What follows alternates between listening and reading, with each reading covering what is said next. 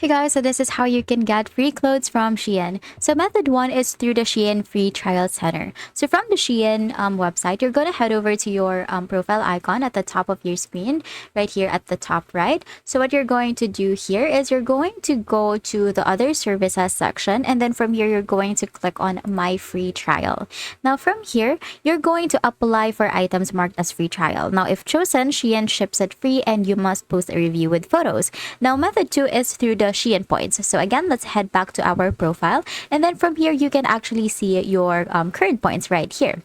So what you can do by that is you can earn points by checking in daily, writing reviews, posting photos, and playing games on the app. So points is equals to discounts, which means 100 points is equals to $1.